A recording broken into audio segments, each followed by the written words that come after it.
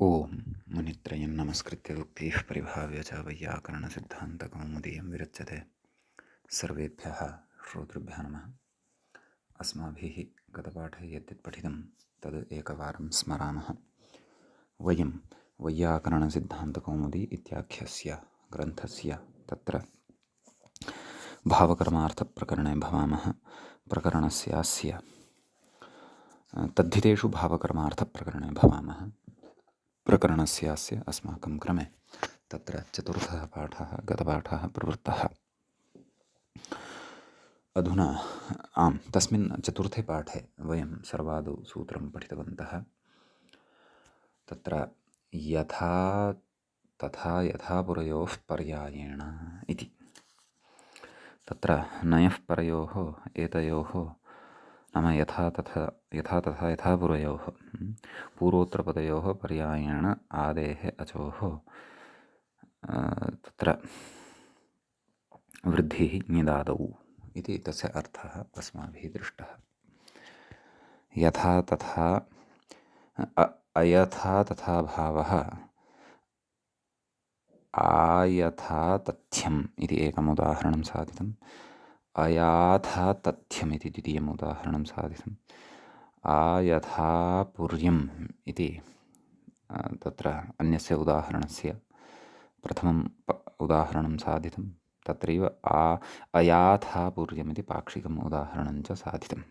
तदनन्तरं तत्र उक्तं यत् आपादसमाप्तेः भावकर्माधिकारः भवति इतः आरभ्य।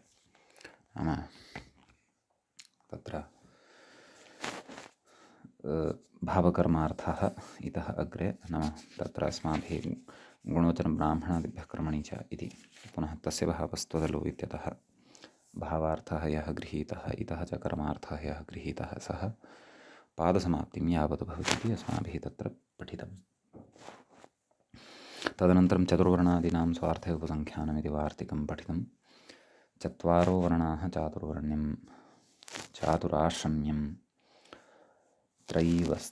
त्रैस्वर्ण्यं षाड्गुण्यं सैन्यं सान्निध्यं सामीप्यम् औपम्यं त्रैलोक्यम् इत्यादीनि उदाहरणानि च तत्र अस्माभिः साधितानि। ततश्च तत्र सर्ववेदाः तान् अधीते सर्ववेदः। तत्र अधेतृप्रत्ययस्य लुक् भवति। ततः स एव इत्यस्मिन् अर्थे श्ञै सति नाम सर्ववेद एव सार्ववेद्यः भवति इति स्वार्थे श्ञै प्रत्ययस्य विधानम् अस्माभिः तत्र दृष्टं। ततः गणसूत्रं पठितं। चतुर्वेदस्य उभयपदवृद्धिश्च इति। चतुरः वेदान् अधीते चतुर्वेदः स एव चातुर्वैद्यः इति तत्र सूत्रम् अस्माभिः पठितं। चतुर्विद्यस्य इति च तत्र अस्माभिः पाठान्तरमपि दृष्टं, परन्तु श्ययन्ते रूपे तु भेदो न लक्षितः। चतुर्विद्यस्य चातुर्वैद्यः इत्येव रूपं भवति इति पठितं। तदनन्तरं स्तेनाद्यन्नलोपश्चिति सूत्रं पठितं। तत्र स्तेन इति शब्दात् यत् प्रत्ययः भवति, अपि च स्तेन इति शब्दस्य नकाराकाररूपस्य सङ्घातस्य लोपः अपि भवति इति तस्य अर्थः अस्माभिः दृष्टः सूत्रस्य। तत्र स्तेनस्य भावः कर्म वा स्तेयम् इति रूपम् अस्माभिः यति न इत्यस्य लोपे च सति साधितं। तत्र योगविभागविचारः अपि कश्चन लक्षितः। स्तेनात् इति योगं विभज्य स्थैन्यम् इति श्ययन्तमपि इति केचित् कथयन्ति इति तत्र उक्तम्। ततः सख्युर्यः इति सूत्रम् अस्माभिः पठितं। तस्य सूत्रस्य पदच्छेदः कृतः, सूत्रार्थश्च दृष्टः। गतपाठस्य अन्ते अस्माभिः सख्युर्यः इत्यस्य सूत्रस्य अर्थः तत्र व्याख्यायां दृष्टः। इत्थं गतपाठस्य अन्ते व्याख्यायाः पङ्क्तिः आसीत्। सख्युर्यः सखिशब्दात् षष्ठ्यन्तात् भावकर्मणोः यः स्यादित्यर्थः। भावकर्मार्थे तत्र य इति प्रत्ययः भवति इति तस्य अर्थः अस्माभिः दृष्टः। एतावता अर्थः एव अस्माभिः अस्य दृष्टः वर्तते। तत्र उदाहरणविषये तु चर्चा इतोपि कर्तव्या वर्तते। एवम् एतावान् विषयः अस्माभिः गते पाठे पठितः। अयं च तद्धितेषु भावकर्मार्थप्रकरणस्य चतुर्थः पाठः आसीत्। अधुना तावत् भावकर्मार्थप्रकरणस्य अस्य पञ्चमः पाठः अग्रे आरब्धः भवति। तत्र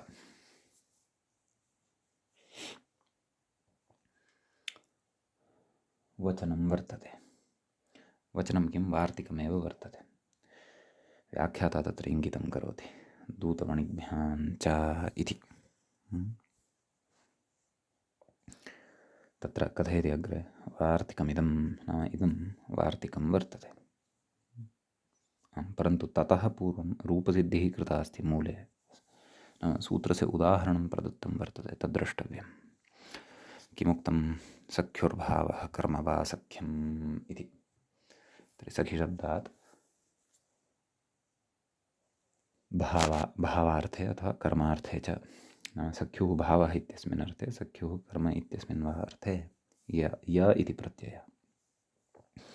सखि य, तत्र यस्य इति चैतन्येन खकारोत्तरवर्तिनः अकारस्य लोपः भवति। सख् य सख्य सुप्रत्ययः अम् पूर्वरूपं च तत्र भवति सख्यम् इति रूपं सिद्धं भवति।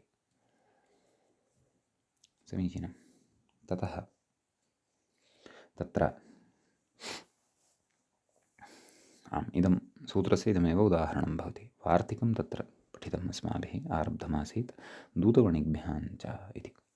दूतश्च वणिक्, दूतवणिजौ ताभ्यां दूतवणिभ्याम् इति अत्र इतरेतरयोगद्वन्द्वः वर्तते इति व्याख्याता कथयति। वार्तिकमिदं पश्चात् तस्य अस्य वार्तिकस्य अर्थं च कथयति। आभ्यामपि, नाम दूत इति शब्दात् वणिज् इति शब्दात् च तत्र षष्ठ्यन्ताभ्यां, कीदृशाभ्यां? षष्ठ्यन्ताभ्यां। यतः तस्य इत्यस्य अनुवर्तनं यत् सूत्रे वर्तते तस्य अत्रापि सम्बन्धः वर्तते। भावकर्मणोः यः स्यात् इति वक्तव्यम् इति। आभ्यामपि भावकर्मार्थे तत्र यः प्रत्ययः भवति इति। अतः तत्र उदाहृतं दूतशब्दात् उदाहृतं। दूतस्य भावः कर्म वा दूत्यं, दूत य, दूत्य। तत्र नपुंसकलिङ्गे इदमुदाहरणं भवति इति कृत्वा सु अं पूर्वरूपं दूत्यम् इति सिद्ध्यति। तकारोत्तरवर्तिनः अकारस्य तु यस्येति चैतन्येन लोपः भवति। ततः अग्रे कथयति वाणिज्यम् इति काशिका।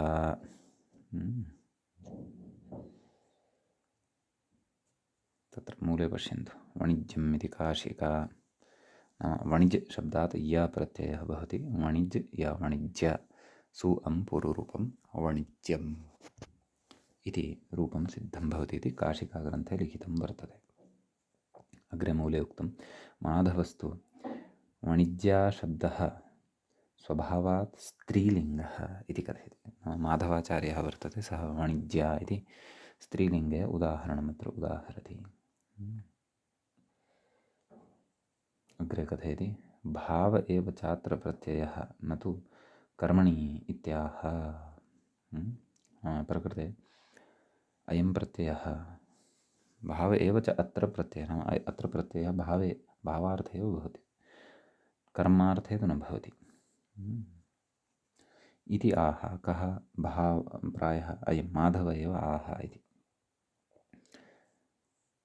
तत्र अग्रिमा या पङ्क्तिः अस्ति तत्र नास्त्येवेति इति उक्त्वा व्याख्याता अपि इङ्गितं कुर्वन् अस्ति। नास्त्येवेति मूले पश्यन्तु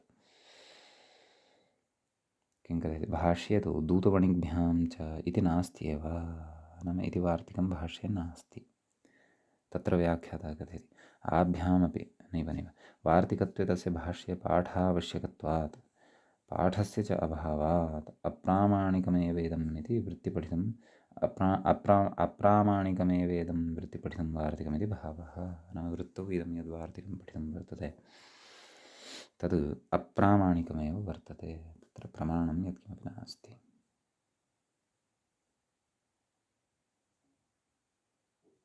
एवं किल।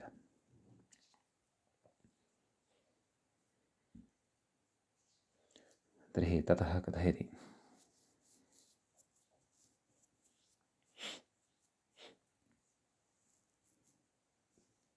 अग्रे कथयति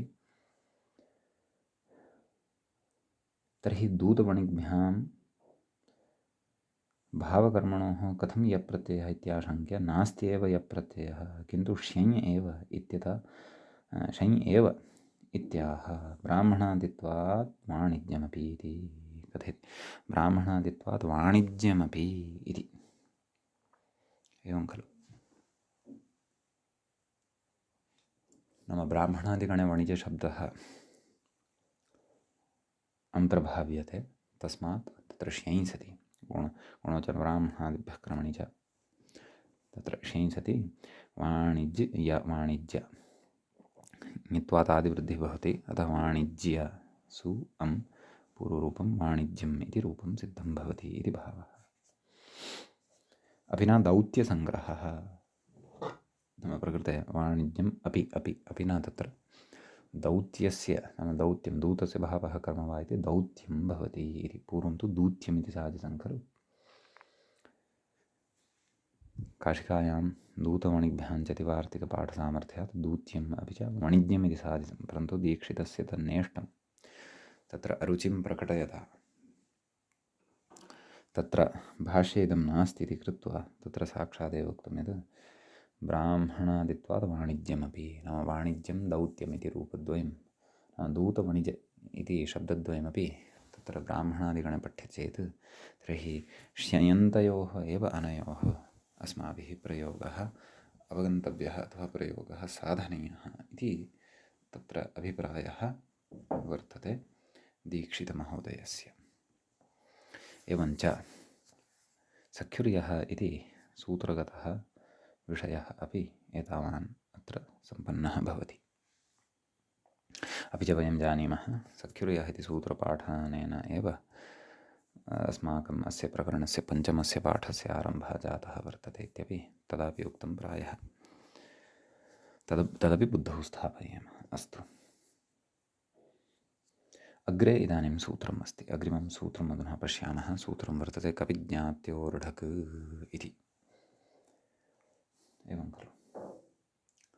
तत्र सूत्रे द्वे पदे स्तः। कविज्ञात्योः इत्येकं, ढक् इति च अपरम्। कविज्ञात्योः इत्यत्र कपिश्च ज्ञातिश्च कविज्ञाति तयोः कविज्ञात्योः एवम् इतरेतरयोगद्वन्द्वः प्रकृते वर्तते। ढक् इति तु प्रथमान्तं वर्तते। प्रकृते तस्य भावस्त्वतलौ इत्यस्मात् सूत्रात् तस्य भावः इत्यनुवर्तते। गुणवचनं ब्राह्मणादिभ्यः कर्मणि च इत्यस्मात् सूत्रात् कर्मणि इत्यनुवर्तते। प्रत्ययः परश्च ज्ञाप्रातिपदिकात् तथिताः समर्थानां प्रथमाद्वा इत्येते च अत्र अनुवर्तन्ते। तत्र व्याख्याता कथयति पञ्चम्यर्थे षष्ठी इति। कविज्ञात्योः इति षष्ठी वर्तते, परन्तु पञ्चम्यर्थे एषा षष्ठी वर्तते। ततः अर्थः कः आयाति? आभ्यां षष्ठ्यन्ताभ्यां भावकर्मणोः ढ इत्यर्थः। नाम कविशब्दः ज्ञातिशब्दश्च षष्ठ्यन्तः यः वर्तते, तस्मात् भावकर्मणोः इत्यस्मिन् अर्थे इत्यनयोः अर्थयोः ढक् प्रत्ययः भवति इति कथयति। अत्र कपि ज्ञात्योः भावकर्मणोश्च यथा न यथा संख्यं व्याख्यानात्। नाम कपि इत्यस्मात् ढक् भावार्थे एव, ज्ञाति इत्यस्मात् ढक् कर्मार्थे एव इति एतादृशम् अत्र यथा संख्यानियमं भवन्तः न चिन्तयेयुः, तथा अत्र नास्ति। उभाभ्याम् अत्र भावकर्मार्थे प्रत्ययाः अपेक्षिताः सन्ति। अतः व्याख्यानात् नाम प्रयोगान् दृष्ट्वैव, प्रयोगान् पुरस्कृत्यैव एतादृशं व्याख्यानमपि क्रियते। अतः तत्र ढकः विधाने अत्र यथासङ्ख्यनियमः नास्ति इति भावः। समीचीनं। तर्हि तत्र उदाह्रियते कापेयं, कथं तत्र विग्रहः वक्तव्यः इति चेत् कपेः भावः, कपेः कर्म वा, कापेयं तर्हि कपि ढक् इत्यवस्थायां ढकारः यः वर्तते तस्य स्थाने ए आदेशः भवति। परन्तु ततः पूर्वं कित्वात् आदिवृद्धिरपि भवति। ककारोत्तरवर्ती यः आ इति वर्णः वर्तते तस्य स्थाने ककारोत्तरवर्ती अ इति वर्णः यः वर्तते तस्य स्थाने आ इति भवति। कापि एय। तदनन्तरं पकारोत्तरवर्ती यः इकारः वर्तते तस्य यस्येति च इत्यनेन लोपः भवति। काप् एय, कापेय इति रूपं तत्र सिद्धं भवति। ततः ज्ञातेयं, क्षन्तव्यः, कापेयम् इति नपुंसकलिङ्गे प्रदत्तमस्ति रूपं। तत्र ज्ञातेयं, ज्ञातेः भावः कर्म वा इत्यस्मिन् अर्थे तत्र ढक् प्रत्ययः भवति। ज्ञाति ढक्, ज्ञाति एय, पर्जन्यवल्लक्षणप्रवृत्ति आदिवृद्धिः ज्ञाति एय, तकारोत्तरवर्तिनः इकारस्य यस्येति च इत्यनेन लोपः ज्ञात् एय, ज्ञातेय इति रूपं तत्र सिद्धं भवति। ज्ञातेयं नपुंसकलिङ्गे। ततश्च प्रकृते अस्मिन् सूत्रे एतावानेव विशेषः भवति। अग्रिमं सूत्रम् अधुना वयं पठामः। अग्रिमं च सूत्रं भवति एवं: पत्यन्तपुरोहितादिभ्यो यक् इति। तत्र सूत्रस्य पदच्छेदः आदौ अस्माभिः ज्ञातव्यः वर्तते। तत्र पत्यन्तपुरोहितादिभ्यः इति पञ्चमी विभक्तेः बहुवचनान्तं रूपं भवति। यक्, यक् इति तत्र प्रथमान्तं, प्रथमाविभक्तेः एकवचनान्तं रूपं भवति। प्रकृते तत्र पत्यन्त इत्यत्रापि समासः वर्तते, पुरोहितादिभ्यः इत्यत्रापि समासः वर्तते। पतिः अन्ते यस्य सः पत्यन्तः, एवं खलु बहुव्रीहि समासः अत्र भवति। नाम कश्चन समस्तशब्दः अथवा समस्तपदं किञ्चन यस्य अन्ते पति इति शब्दः भवति तत्पदं पत्यन्तम् इत्युच्यते। पुरोहितादिभ्यः, पुरोहितः आदौ येषां ते पुरोहितादयः तेभ्यः पुरोहितादिभ्यः इति पञ्चम्यन्तम् अत्र पदं भवति। पञ्चमी विभक्तेः तत्र बहुवचनान्तम् इदं भवति। यक् इति उक्तमेव प्रथमान्तं। प्रकृते तस्य भावस्त्वदलौ इत्यस्मात् सूत्रात् तस्य भावः इत्यनयोः पदयोः अनुवर्तनं भवति। ततः गुणवचनब्राह्मणादिभ्यः कर्मणि च इत्यस्मात् सूत्रात् कर्मणि इति अनुवर्तते। ततः प्रत्ययः परश्च ज्ञाप्रातिपदिकात् तद्धिताः समर्थानां प्रथमात्वात् एते च अत्र अनुवर्तन्ते। समीचीनं। ततः प्रकृते सूत्रस्य अर्थः कर्तव्यः। सूत्रस्य अर्थः कः? व्याख्यातारं पश्यन्तु किं कथयति। पत्यन्त्येभ्यः पुरोहितादिभ्यश्च षष्ठ्यन्त्येभ्यः, कीदृशेभ्यः? षष्ठ्यन्त्येभ्यः। यतः तत्र तस्य इत्यस्य अनुवर्तनमपि भवति। अतः षष्ठ्यन्त्येभ्यः भावकर्मणोर्यक् स्यात् इत्यर्थः। नाम भावार्थे कर्मार्थे च, षष्ठ्यन्तात् भावार्थे कर्मार्थे च यक् इति प्रत्ययः भवति इति भावः। तत्र उदाहरणद्वयं दत्तं, सैनापत्यं पौरोहित्यं। पत्यन्तशब्दस्य उदाहरणं सैनापत्यम् इति दत्तं। तर्हि तस्य विग्रहः कः? सेनापतेः भावः कर्म वा, सेनापतेः यः भावः भवति अथवा यत् कर्म भवति तत् सैनापत्यम् इत्युच्यते। अतः सेनापति इत्यस्मात् शब्दात् तत्र तदेव एतेन सूत्रेण यक् इति प्रत्ययः भवति षष्ठ्यन्तात्। तत्र समासकार्यं प्रातिपदिकसंज्ञाकार्यादिकं लोपान् सर्वं कृत्वा तत्र सेनापति य इति अवशिष्यते। य इति कित् वर्तते, ततः कित्वात् आदिवृद्धिः सैनापति य, तदनन्तरम् इलोपः भवति। तकारोत्तरवर्ति ईकारः यः वर्तते तस्य यस्येति चैतन्येन लोपः भवति सैनापत्य, तदनन्तरं सु अं पूर्वरूपं च विधाय सैनापत्यम् इति रूपं वयं प्राप्नुमः। ततश्च पौरोहित्यम् इति रूपं वयं पश्यामः। पुरोहितादिगणे पठितं रूपं।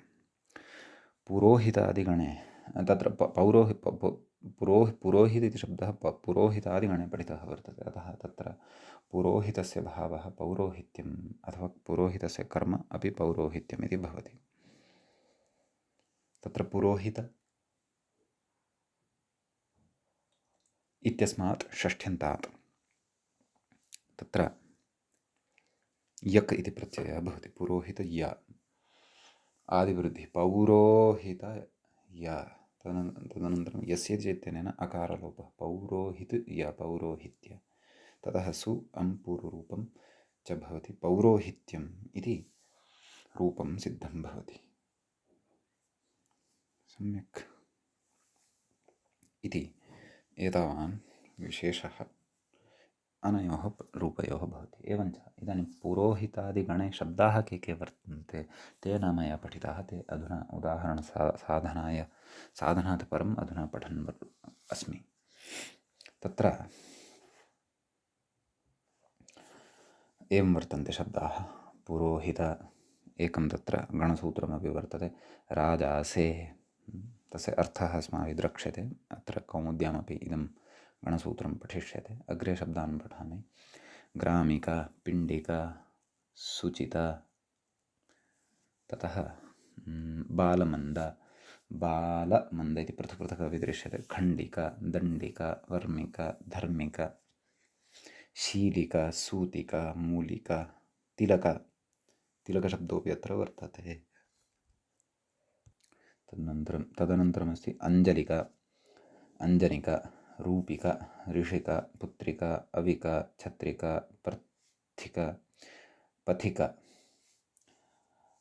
पर्मिका, प्रतीका, तिलक, तिलकशब्दः द्विः तु न स्यात्, एकवारमेव स्यात्। सारथि, आस्तिका, सूचिका, संरक्षा, सूचका, संरक्षसूचका, नास्तिका, अजानिका, शाक्वर, नागर, चूडिका इति एतावन्तः शब्दाः पत्यन्तपुरोहितादिगणे वर्तन्ते। सम्यक्। ततः अत्र अग्रे यत् सूत्रं नाम गणसूत्रं यद् अत्र उक्तं वर्तते तद्विषये इदानीं किञ्चित् अत्र कथयामः। सूत्रं वर्तते राजासे इति। तत्र व्याख्याता कथयन्नस्ति। राजासे इति अग्रे कथयति पुरोहितादिगणसूत्रमिदं, नाम पुरोहितादिगणे इदं सूत्रं पठितं वर्तते इति भावः। अग्रे कथयति राजा असे इति छेदः, नाम अस्य सूत्रस्य अयं छेदः भवति। राजा असे इति कथयति। स इति समासस्य प्राचां संज्ञा इति, नाम स इति यद्वर्तते तत् समासस्य एव काचित् संज्ञा वर्तते, प्राचाम् आचार्याणाम् इति भावः। तदाह राजन् इति मूले पश्यन्तु। राजन् शब्दः असमासे यकं लभते इत्यर्थः। राजन् शब्दः यः वर्तते सः तत्र असमासे चेत् तर्हि यकं लभते। यक् प्रत्ययं लभते नाम यक् प्रत्ययः तस्मात् भवति। यदि समासे नास्ति राजन् इति शब्दः तर्हि उदाह्रियते। राज्यमिति मूले पश्यन्तु। राज्ञः भावः कर्म वा राज्यम् इति। तर्हि राजन् इति शब्दः भवति, तस्मात् य इति प्रत्ययः भवति। एवं किल। य न यक् यक् इति प्रत्ययः भवति। तत्र कथयति यकिति लोपः, यकि परतः न स्तध्यते इत्यनेन टिलोपः भवति। अतः अन् इति यः टिभागः वर्तते तस्य लोपः भवति। एवं खलु। अतः तत्र राज्य सु अं पूर्वरूपं राज्यम् इति रूपं सिद्धं भवति। व्याख्याता कथयति ये चाभावकर्मणः इति प्रकृतिभावस्तु न अभावकर्मणोः इति पर्युदासात्। तत्रैव ये चाभावकर्मणोः इत्यस्मिन् सूत्रे एव निषेधः उक्तः वर्तते। एवं खलु। निषेधः कः उक्तः वर्तते चेत् तत्र अभावकर्मणः ये च अभावकर्मणः। अतः अत्र तु अस्माभिः भावकर्मणः स्वीकृतः एव वर्तते। यक् इति प्रत्ययः विहितः एव अस्ति। अतः भावकर्मणः यकि सति प्रकृते तत्र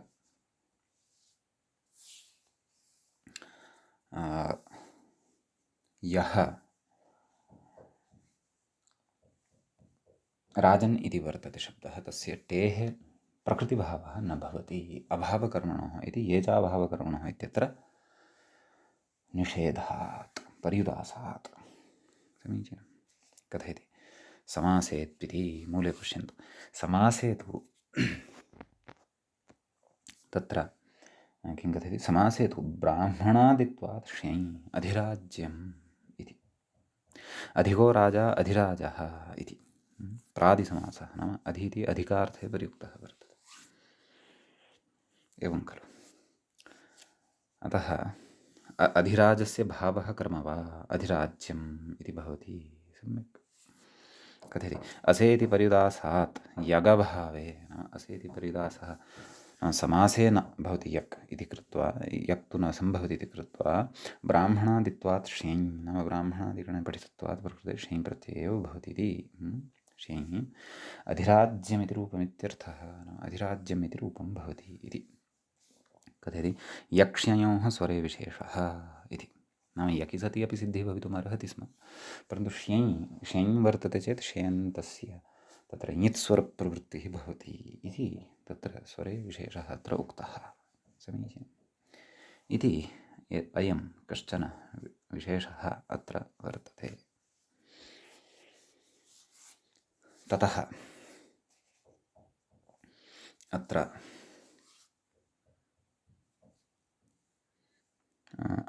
अस्मिन् सूत्रे तावत् अस्मिन् गणसूत्रे तावानेव विशेषः। अधुना अग्रिमं सूत्रं पठामः। अष्टाध्याय्याः तत्र उच्यते। सूत्रं वर्तते प्राणभृज्जातिवयोवचनोद्गात्रादिभ्यो इति। तत्र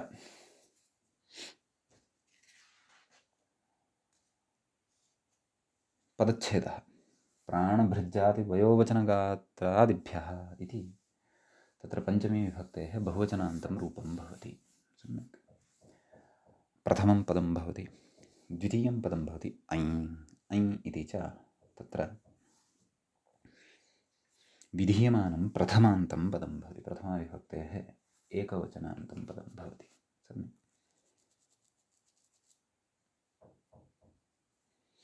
तत्र विग्रहः कर्तव्यः। प्राणभृज्जातिश्च वयोवचनञ्च उद्गात्रादयश्च। प्राणभृज्जातिवयोवचनोद्गात्रादयः तेभ्यः प्राणभृज्जातिवयोवचनगात्रादिभ्यः। एवं रीत्या इतरेतरयोगद्वन्द्वो समासः अत्र भवति।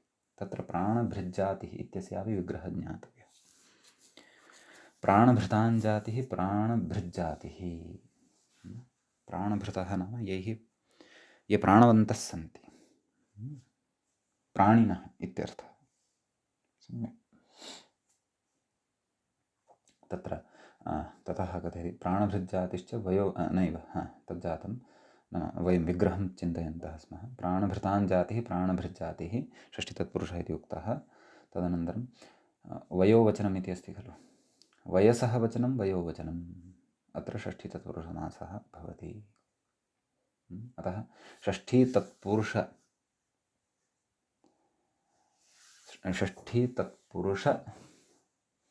बहुव्रीहिगर्भ इतरेतरयोगद्वन्द्वः प्रकृते भवति इति। नाम इतरेतरयोगद्वन्द्वस्य गर्भे षष्ठीतत्पुरुषसमासः अपि च बहुव्रीहिः अपि वर्तते। यतः उद्गात्रादिभ्यः इत्यत्र बहुव्रीहिः अस्ति खलु, उद्गातृ आदिः येषाम्, उद्गातृ इति शब्दः आदि येषां ते उद्गात्रादयः भवन्ति इति भावः। सम्यक् प्रकृते नाम प्रकृतसूत्रं प्रति तस्य भावस्तोत्र इत्यस्मात् सूत्रात् तस्य भावः इत्यनुवर्तते। ततः गुणवचनब्राह्मणादिभ्यः कर्मणि च इत्यस्मात् सूत्रात् कर्मणि इत्यनुवर्तते। ततः प्रत्ययः परश्च ज्ञाप्रातिपदिकाः तद्धिताः समर्थानां प्रथमाद्वा इत्येते च अत्र अनुवर्तन्ते। सम्यक् ततः प्रकृते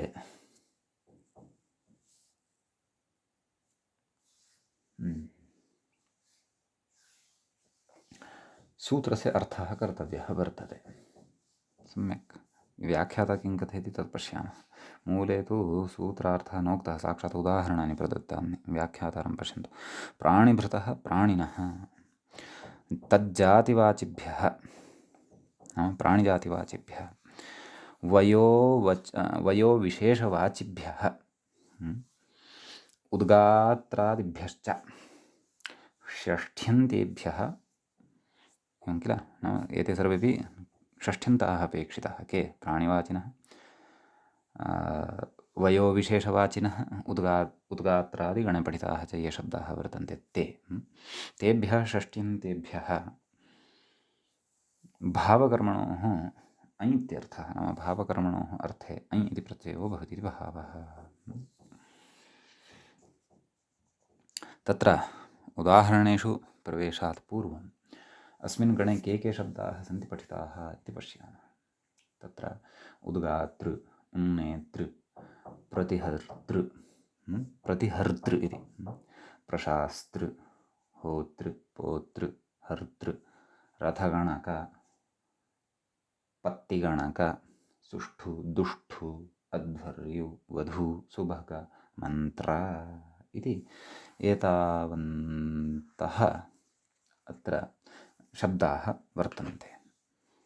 सम्यक् तत्र व्याख्याता कथयति प्राणभृज्जाति इति उदाहरणसूचनमिदं मूले पश्यन्तु।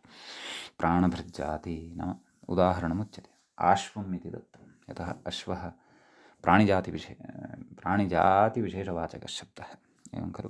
तर्हि अश्वस्य कर्मभावः वा अथवा अश्वस्य भावः कर्म वा इत्यस्मिन् अर्थे तत्र ऐ इति प्रत्ययः भवति। अश्व ऐ, आदिवृद्धिः आश्व अलोपः आश्वु आश्वसु पूर्वरूपम् आश्वम् इति रूपं सिद्धं भवति। सम्यक् एवमेव औष्ट्रम् एतदपि प्राणभृज्जाति इत्यस्यैव उदाहरणम्। उष्ट्रस्य भावः कर्म वा, उष्ट्रशब्दात् ऐ सति औष्ट्रं तदेव आदिवृद्धिः अलोपः सु पूर्वरूपम् औष्ट्रम् इति रूपं सिद्धं भवति।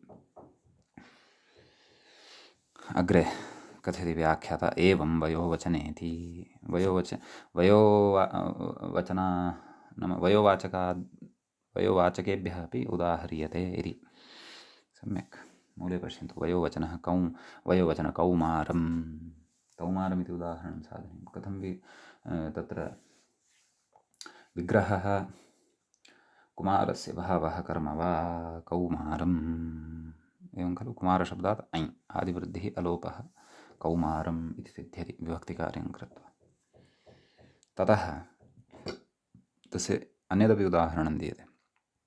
कैशोरम्, वयोवाचकः एव अयमपि शब्दः किशोर इति, अतः किशोरस्य भावः कर्म वा कैशोरम् इत्युच्यते। ततश्च औद्गात्रम् उद्गातृगणे पठितेभ्यः पुनः उदाह्रियते। औद्गात्रं कथं विग्रहः? तत्र उद्गातुः भावः कर्म वा एवं खलु इति अर्थे उद्गातृ ऋकारान्तात् शब्दात् ऐ प्रत्ययः भवति। उद्गातृ आदिवृद्धिः औद्गातृ यण् भवति। औद्गातृ औद्गात्र सु पूर्वरूपम् औद्गात्रम् इति रूपं तत्र सिद्धं भवति। सम्यक्। ततश्च तत्र अग्रे उदाहरणं दत्तम् औन्नेत्रम् इति। उन्नेतृशब्दः द्वितीयः एव शब्दः वर्तते। तर्हि कथं विग्रहः? उन्नेतुः भावः कर्म वा इति।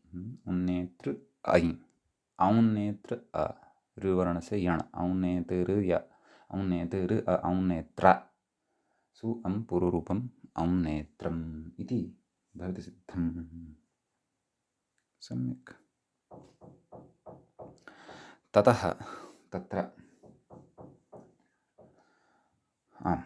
अग्रे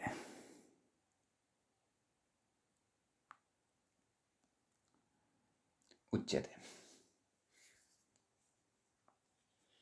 अग्रिमम् उदाहरणं पश्यन्तु। सौष्ठवं दौष्ठवम् इति उदाहरणद्वयं दत्तमस्ति। कथं विग्रहः? सुष्ठु भावः कर्म वा, नाम सुष्ठु इत्यस्य भावः कर्म वा। सुष्ठु इति अव्ययं भवति। अतः सुष्ठु इत्यस्य भावः कर्म वा अथवा सुष्ठु भावः कर्म वा इति एवं खलु। अतः सुष्ठु इति अव्ययात् अत्र ऐ प्रत्ययः आदिवृद्धिः ओर्गुणः इत्यनेन ओ तत्र ऊस्थाने ओ इति अवादेशः। सौष्ठ सौष्ठ अव सौष्ठव सु पूर्वरूपं सौष्ठवम् इति सिद्धं भवति। एवमेव दौष्ठवं दुष्टु इति अव्ययमस्ति वा इति द्रष्टव्यं कोशः एकवारं। प्रकृते दुष्टु इति शब्दात् तदेव ऐ इति प्रत्ययः भवति। दुष्टु ऐ आदिवृद्धिः दौष्ठु ओर्गुणः दौष्ठो अवादेशः दौष्ठव दौष्ठव सु पूर्वरूपं दौष्ठवम् इति रूपं सिद्धं भवति। दुष्टु दुष्टु इति दुर्जनार्थे प्रयुज्यमानः शब्दः, दौर्जन्यार्थे प्रयुज्यमानः शब्दः।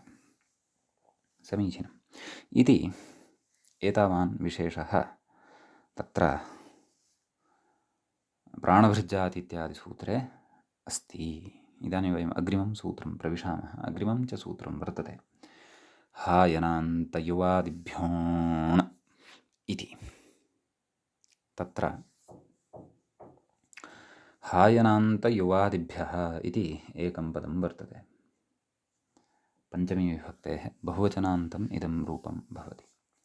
अण् अण् इति प्रथमान्तं प्रथमाविभक्तेः एकवचनान्तं भवति। समीचीनम्। तत्र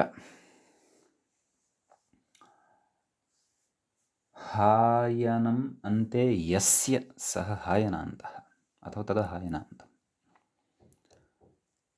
एवं किल। ततश्च युवन् आदिः येषां ते युवादयः। हायनान्तश्च युवादयश्च हायनान्तयुवादयाः एवं खलु। अत्र इतरेतरयोगद्वन्द्वः भवति हायनान्तयुवादिभ्यः। सम्यक्। अण् इति प्रथमान्तं पदम् अस्ति एव। प्रकृते तस्य भावस्त्वदलौ इत्यस्मात् सूत्रात् तस्य भावः इत्यनयोः अनुवर्तनं भवति। किञ्च गुणवचनब्राह्मणादिभ्यः कर्मणि च इत्यस्मात् सूत्रात् कर्मणि इति अनुवर्तते।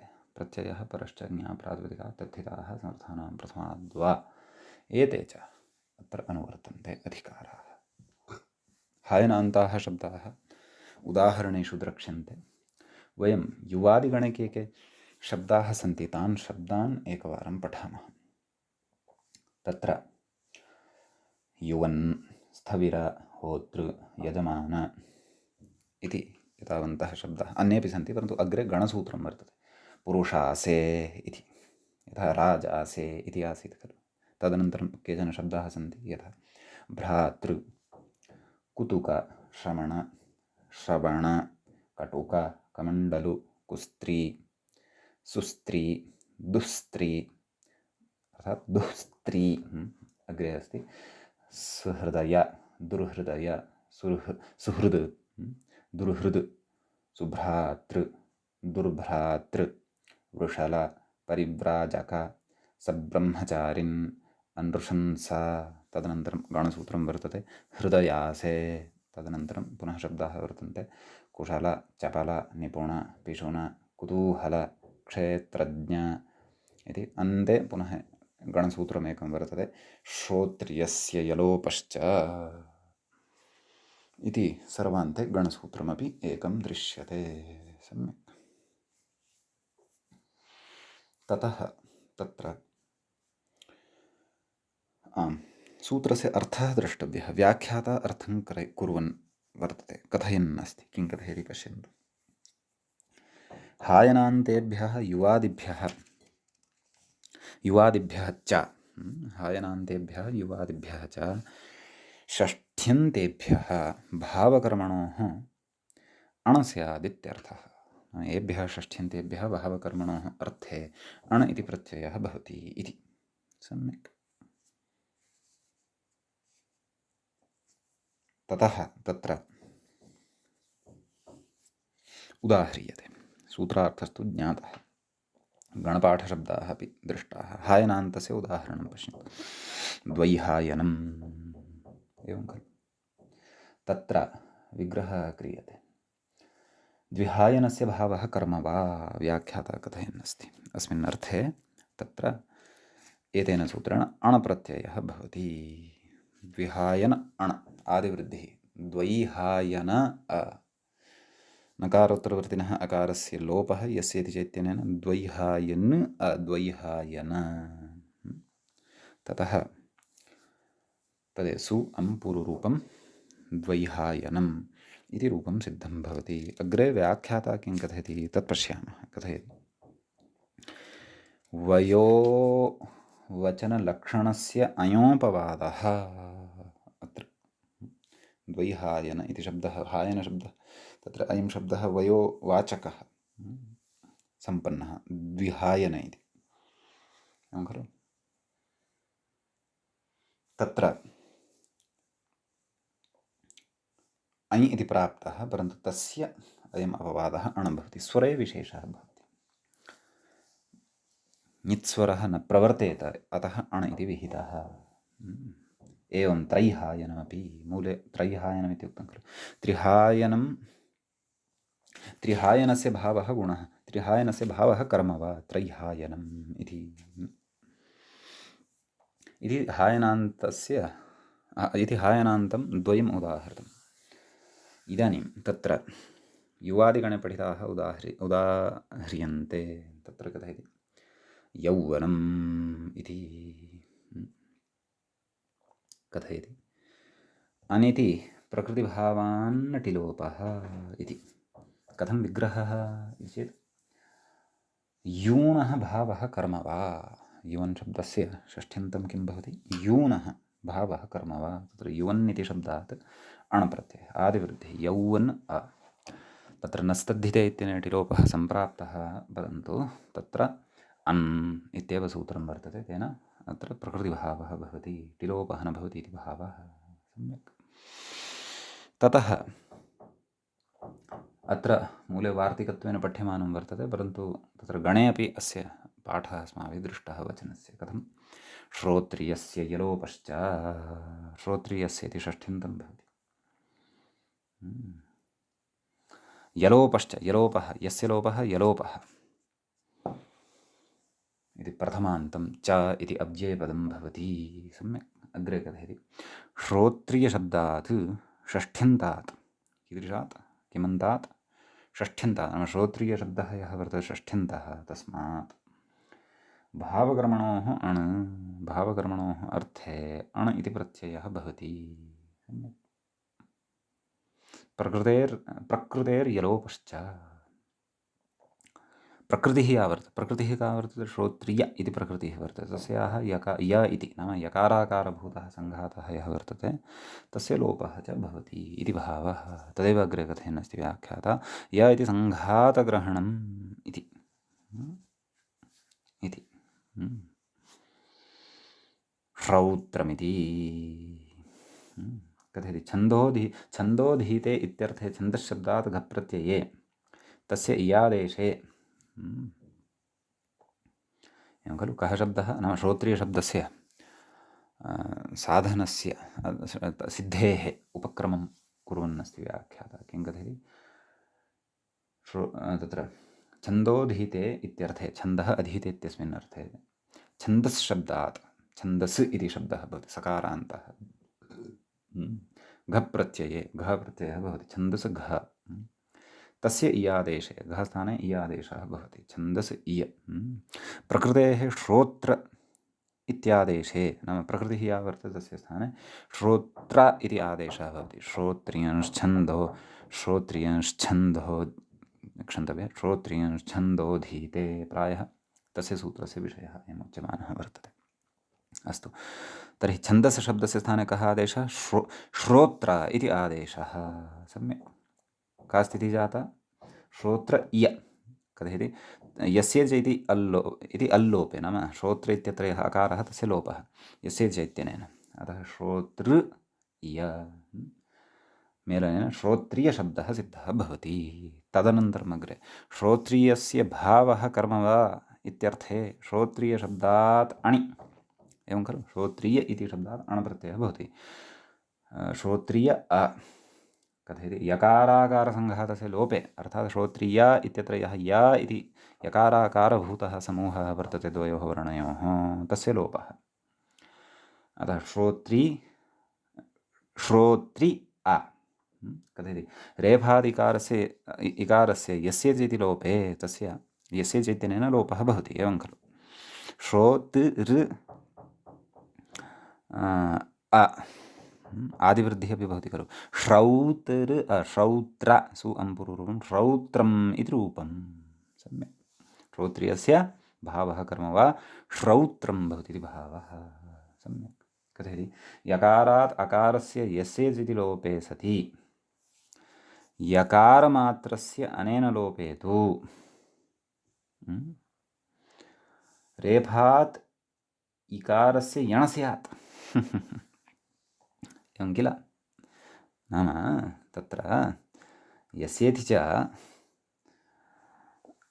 तत्र श्रोत्रिय इति स्थितिः अस्ति खलु, तत्र यकाराकारयोः अनयोः द्वयोः अपि लोपः कुतः वक्तव्यः, यस्य चेतनेन अकारस्य लोपः उच्यताम्।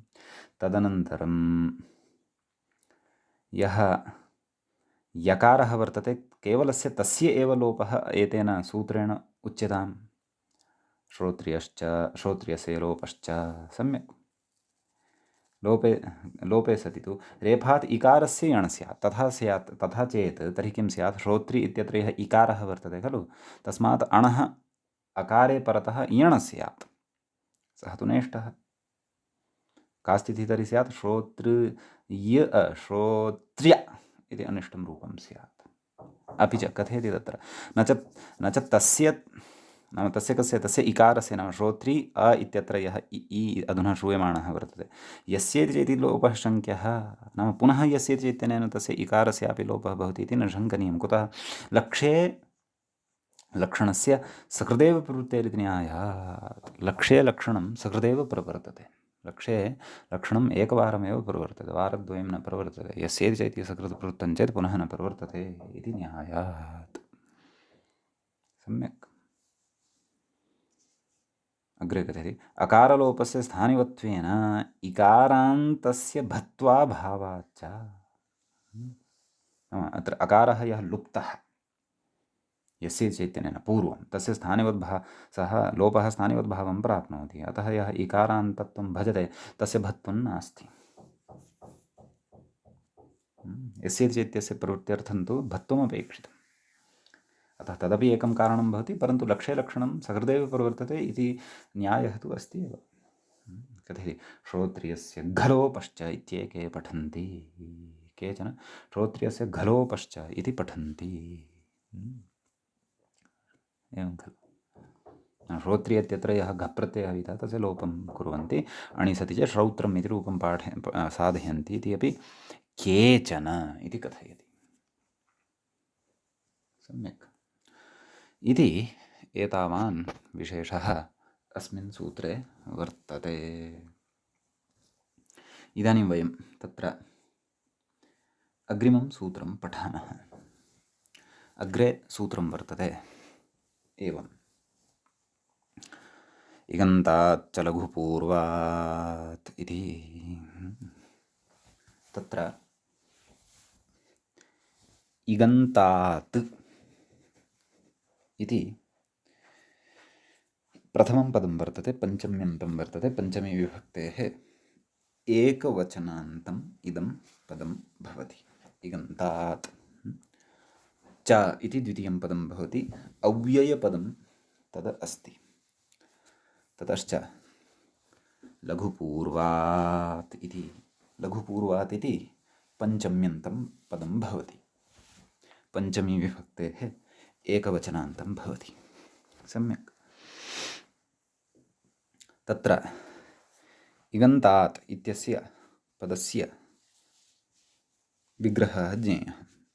इक् अन्ते यस्य तत् इगन्तम्। इक् च अत्र प्रत्याहारः विवक्षितः वर्तते। सम्यक्। ततः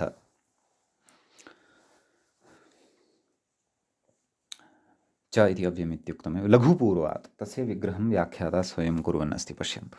लघुः पूर्वः अवयवः यस्य इति विग्रहः, अथवा लघुः पूर्वः यस्य सः लघुपूर्वः इति। इगन्तात् इत्यस्य एव विशेषणमिदं वर्तते, किं लघुपूर्वात्। सम्यक्। कथयति पूर्वत्वं च इगवधिकमेव गृह्यते व्याख्यानात्। नाम इक् यः वर्तते, यः अन्ते उक्तः, तस्मात् पूर्वः यः वर्तते कश्चन, सः एव तत्र लघुः अपेक्षितः, नाम कश्चन स्वरः इति भावः। यतः लघुः इति धर्मः स्वरस्य एव भवति इति कथयति। तथा च, नाम सूत्रार्थम् अग्रे कथयति, परन्तु अत्र किं किम् अन्यदपि अनुवर्तते तत्सर्वं स्मर्तव्यं। तस्य भावस्त्वतरु इत्यस्मात् सूत्रात् तस्य भावः इत्यनयोः अनुवर्तनं भवति। गुणवचनब्राह्मणादिभ्यः कर्मणि च इत्यस्मात् सूत्रात् कर्मणि इति अनुवर्तते। हायनान्तयुवादिभ्योऽण् इत्यस्मात् अण् इत्यनुवर्तते। प्रत्ययः परश्च ज्ञाप्रातिपदिकात् तथिताः समर्थानां प्रथमाद्वा इत्येते च अधिकाराः अत्र लभ्यन्ते। सम्यक्। ततः प्रकृते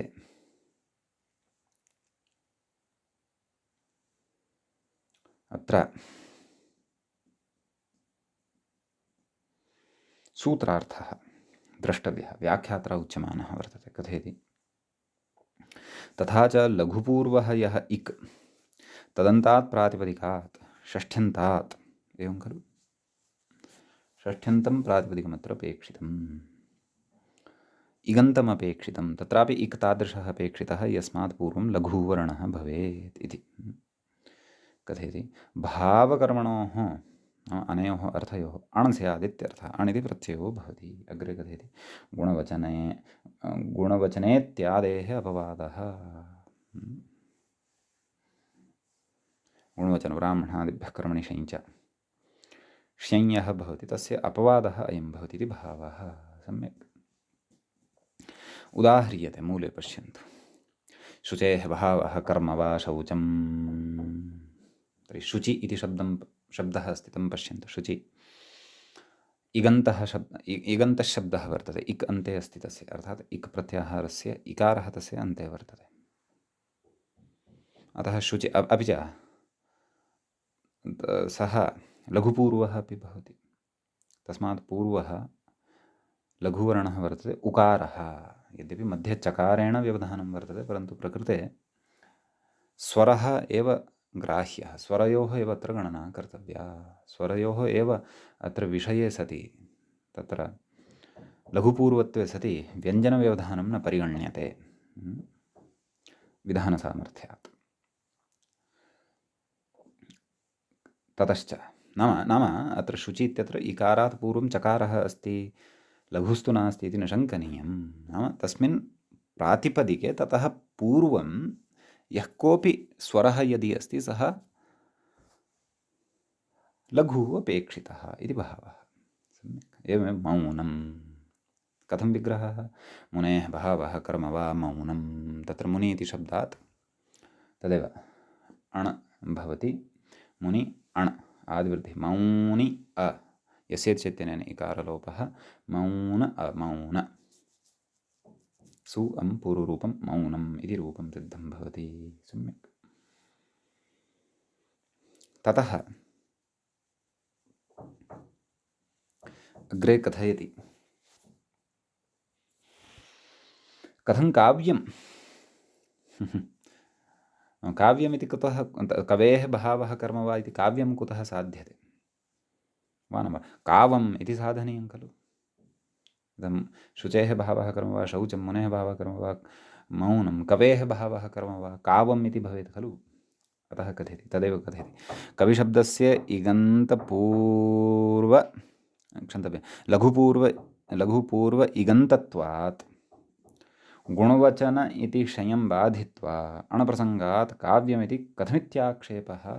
नाम क्षयं बाधित्वा प्रकृते अण् स्यात् खलु, अणः प्रसङ्गः खलु, अत्र अणः सम्प्राप्तिः खलु वर्तते। अतः काव्यमिति कुतः इति, काव्यमिति प्रयोगः कुतः उच्यते इत्याक्षेपः, अयम् आक्षेपो वर्तते। सम्यक्।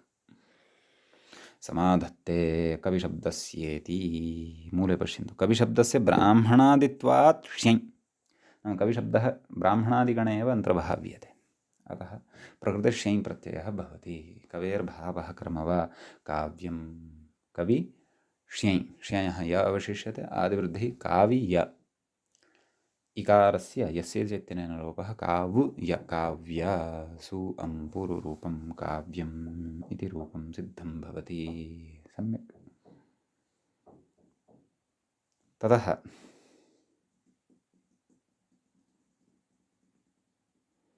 आम्, अस्मिन् सूत्रे एतावानेव विशेषः वर्तते। इदानीं वयम् अग्रिमं सूत्रं प्रविशामः।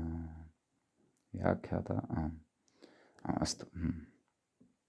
व्याख्याता किम् उक्तं तत्र? कविशब्दस्येति एतदनन्तरं ब्राह्मणादित्वात् इत्येतदनन्तरं ष्यञ् उपपाद्यमिति इति शेषः। नाम मूले ब्राह्मणादित्वात् ष्यञ् ब्राह्मणादित्वात्, परन्तु मूले तु ष्यञ् इत्येव उक्तम् अस्ति खलु।